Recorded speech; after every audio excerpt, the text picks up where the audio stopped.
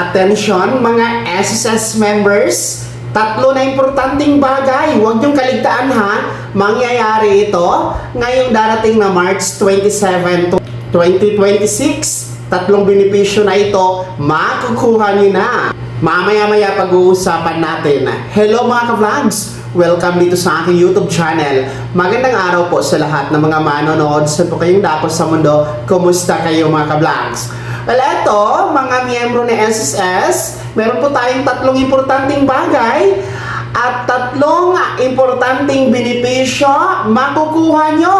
Mangyayari na ito ngayong Marso 27, 2026. Dapat alam nyo dahil makikinabang kayo dito mga ka-vlogs. Well, ito nga po ang gaganapin na episode 3 na SSS Eskwela webinar. Libreng webinar po ito kung saan nasa pangatlong episode na po tayo mga ka-vlogs, no?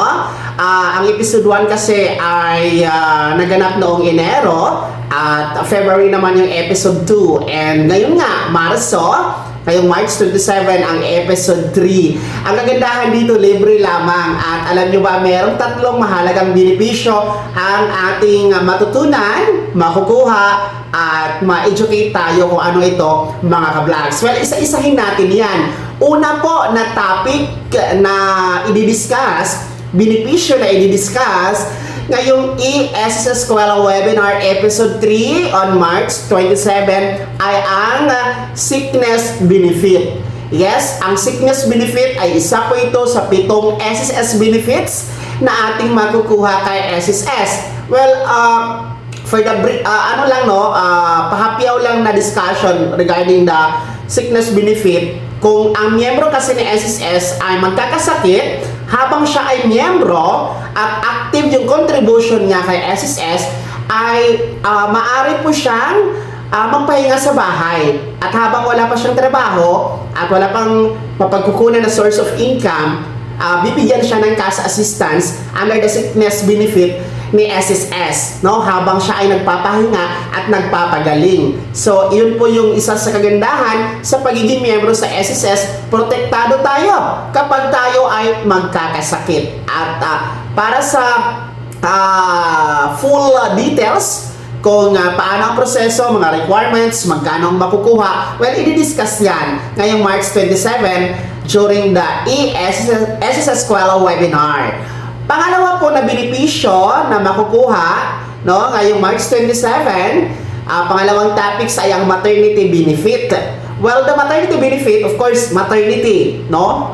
Para lang talaga ito sa mga kababaihan, no? Mga babae. Kasi babae lang naman po ang magbuntis at manganak, di ba? So, ang maternity benefit, no, bibigyan ko lang din kayo ng pahapyaw lang na discussion regarding this maternity benefit. Kung magbuntis kasi ang babae, pwede siya mag-file ng maternity benefit para kung manganak siya, hindi pa siya kailangang magtrabaho, magpapahinga pa, ay meron po maternity benefit. Bibigyan ka ng cash assistance ni SSS habang bago ka pa lang nanganak.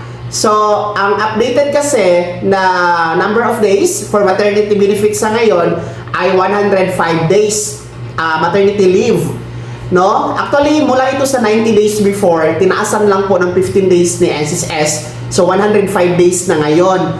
Pero kung isa kang single mother or single parent, meron niyang additional na 15 days. So, 105 days plus 15 days, 120 days po ang maternity leave para sa ating mga single parent, mga ka-vlogs, no?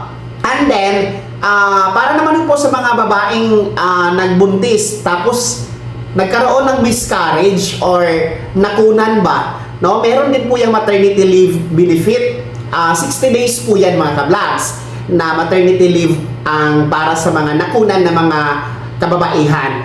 Well, para po sa magkano ang makukuha, iba-iba kasi, no? Kasi depende sa contribution and number of months na contribution.